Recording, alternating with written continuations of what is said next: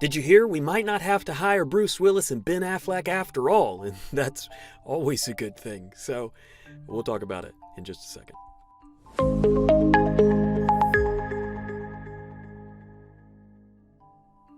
Hey, thanks for being with me. I'm Lucas Kitchen, and this is More to the Story. If you're on podcast platforms, I would encourage you to leave us a review if you like the show. It really helps us get the word out. Same with video platforms. You can subscribe and get notifications. You can go to freegrace.in and get email notifications about our next shows and all of that kind of stuff. So I hope you'll take advantage of that. Now, what's all this business about Bruce Willis and Ben Affleck? Well, do you remember the 1998 movie called Armageddon? In that movie, there was this massive asteroid barreling toward the Earth, and the only hope for humanity was to send Ben Affleck and Bruce Willis and some other guys up to blow it up. Well, as neat of a plan as that is, that would be really expensive just because those guys get like $1 million a day for a movie. Maybe there's a cheaper way. Maybe there's a robotic way. NASA has been working on that. Have you heard of their DART mission? Well, that's what it's all about, is trying to redirect the path of asteroids. Now, Bruce Willis and Ben Affleck made a big mistake in Armageddon, and here's what it is. They thought that what you'd want to do is blow up an asteroid, but the problem with that is that if you blow up an asteroid in mid-flight as it's flying toward the Earth, then it breaks into like 1,000,000 little pieces, and then you no longer have one massive asteroid coming at you. You have 1,000,000, and it's really bad. Maybe they get burned up in the atmosphere if they're small enough, but man, if you do the equation, it's still the same amount of energy coming. It's just not a good thing.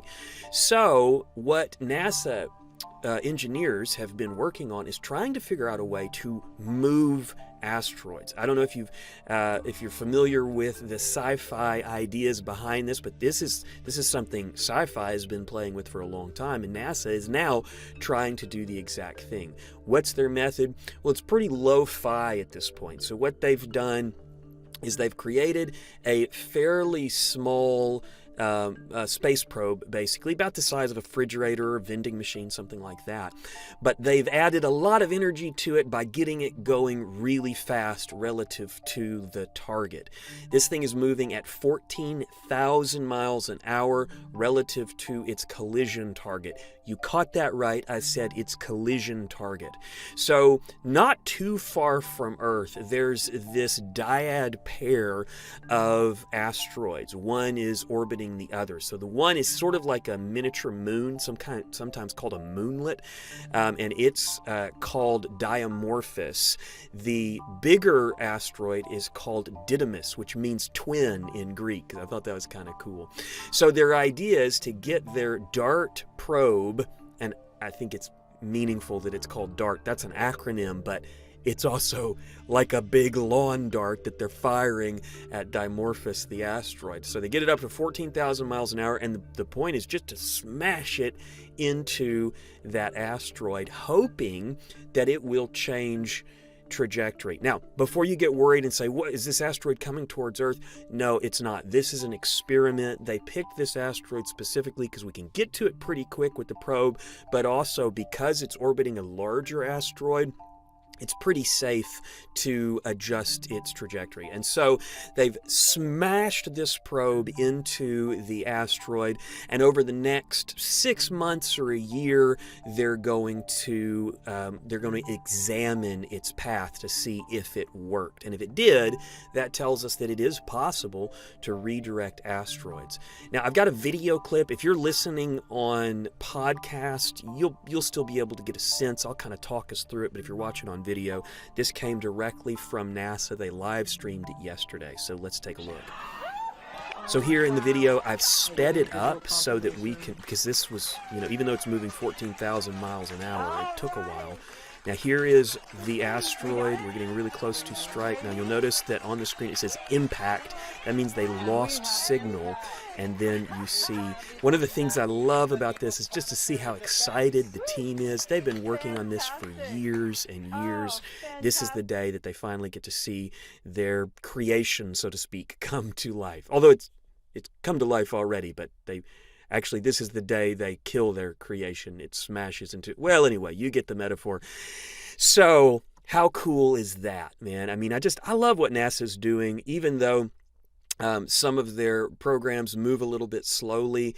It's still really awesome, the things that they're experimenting and trying. Now, I was trying to think, you know, if you're listening to the show, it's a show that's half about what's going on in the world, but also half about what's going on for believers in our Christian life. And I thought this is kind of an interesting metaphor for a certain concept that's been kind of bouncing around in my head. So thinking about the motion of that heavenly body, it has a certain trajectory. Dimorphos was going along in its orbit around Didymus, and it was just, I guess, happy, just doing its thing, and then something came along and smashed into it to change its direction. And that made me think about the way that we, as people, as spiritual beings, are sort of following a certain path through this world. It's interesting to me what Proverbs says on this subject. For your ways are in full view of the Lord, and he examines all your paths.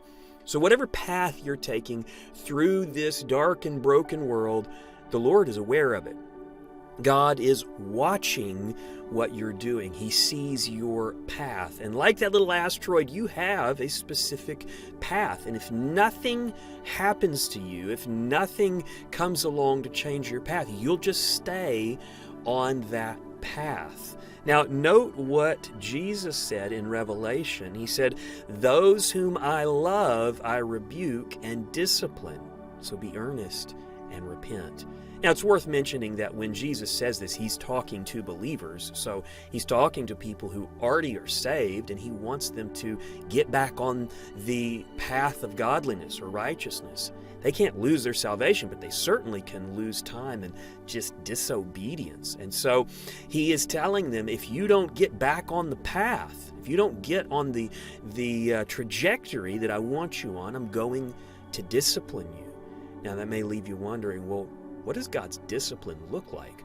Well, honestly, it's not so different from what happened to Dimorphos, that asteroid. Just going along, it's minding its own business, and then boom, something from Earth smashes into it. Well, in our lives, God doesn't use space probes to redirect our paths, but he uses circumstances, and those circumstances slam into us at high speed, and they change the trajectory that we're going. I'll give you an example. I've talked about it a little bit on a previous show, but I recently got sick, and I was kind of struggling with a couple of things. I was kind of feeling grumpy about some things, kind of resisting something that I knew would be really good for me to do, having to do with my spiritual life and church, but I was just sort of resisting it. And then I got sick, and it was like this circumstance slammed into me, and it helped me to realign my thinking. Now, was that God making me sick so that I would repent or relent? I don't know. I don't know how we'd ever even know that unless he told us directly. But whatever the case is, it made me do that. It sort of automatically, just because of the way suffering works, you can either resist becoming soft when suffering comes, or you can give in. You can let your heart be softened. And for me, that's just where I happened to be. I didn't resist it. I was just like, you know what? That stuff I was thinking about, I should relent on that. I should give in to that. And so, do I identify that as Jesus' discipline? I don't know, but it's definitely a circumstance that he used to discipline me, to get me back on the path. And so I thought that was an apt metaphor for that, for the space mission that happened, which is so huge, such a big deal. So that's my thought for you for today. Hopefully that will allow you to, consider what is going on in your life and how God might use it to get you where you need to be. Well, thanks for being with me. I'll be back with you soon.